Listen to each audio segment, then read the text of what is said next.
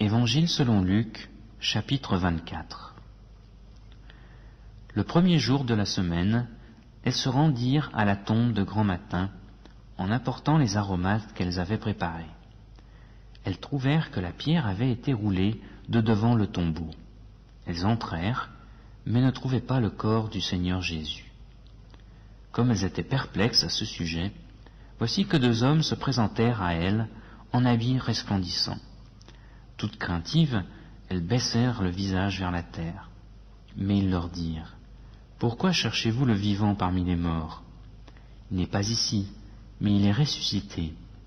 Souvenez-vous de quelle manière il vous a parlé lorsqu'il était encore en Galilée, et qu'il disait : Il faut que le Fils de l'homme soit livré entre les mains des pécheurs, qu'il soit crucifié et qu'il ressuscite le troisième jour. » Et elles se souvinrent des paroles de Jésus. Du tombeau, elles s'en retournèrent pour annoncer tout cela aux 11 et à tous les autres. C'étaient Marie-Madeleine, Jeanne, Marie, mère de Jacques.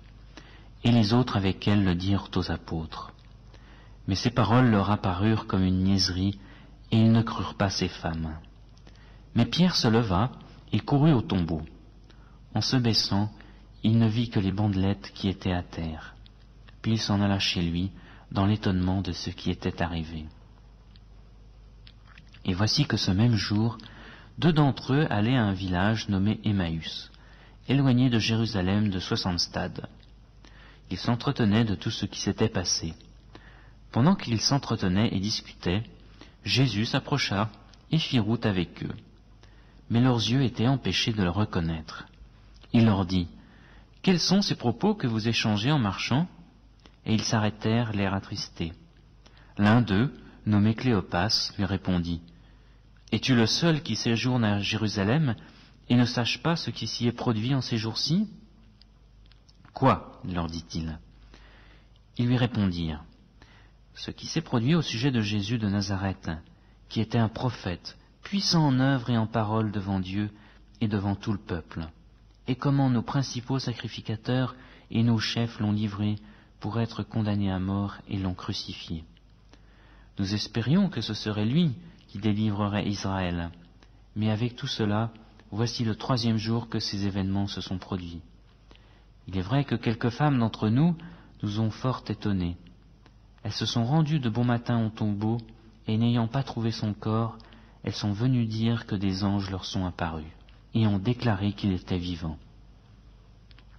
Quelques-uns de ceux qui étaient avec nous sont allés au tombeau, et ils ont trouvé les choses tout comme les femmes l'avaient dit. Mais lui, ils ne l'ont pas vu.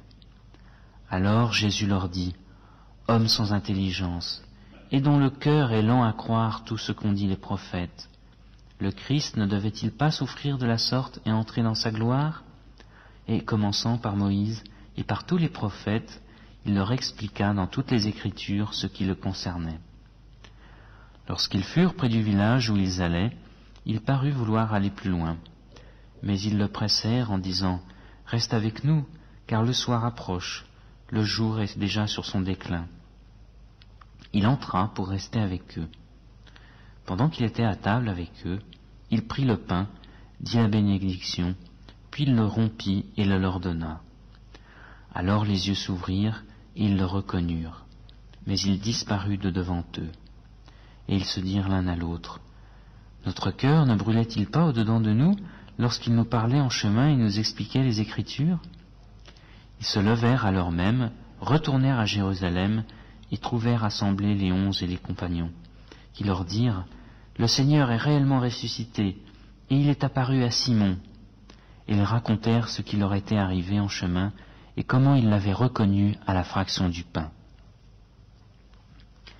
Tandis qu'il parlait de la sorte, lui-même se présenta au milieu d'eux et leur dit : « Que la paix soit avec vous. » Saisis de frayeur et de crainte, ils pensaient voir un esprit. Mais il leur dit : « Pourquoi êtes-vous troublés, et pourquoi ces raisonnements s'élèvent-ils dans vos cœurs ? Voyez, mes mains et mes pieds, c'est bien moi. Touchez-moi et voyez, un esprit n'a ni chair ni os, comme vous voyez que j'en ai. » Et en disant cela, il leur montra ses mains et ses pieds. Comme dans leur joie ils ne croyaient pas encore et qu'ils étaient dans l'étonnement, il leur dit : Avez-vous quelque chose à manger ?» Ils lui présentèrent un morceau de poisson grillé. Il le prit et le mangea devant eux. Puis il leur dit, « C'est là ce que je vous disais lorsque j'étais encore avec vous.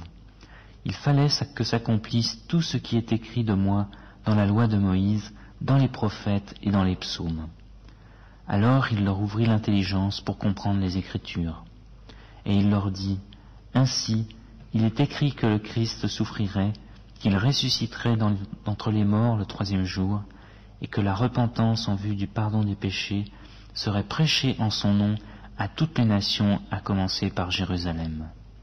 Vous êtes mes témoins, et voici, j'enverrai sur vous ce que mon Père a promis, mais vous resterez dans la ville, jusqu'à ce que vous soyez revêtus de la puissance d'en haut. » Il les emmena jusqu'à Béthanie, puis il leva les mains et les bénit.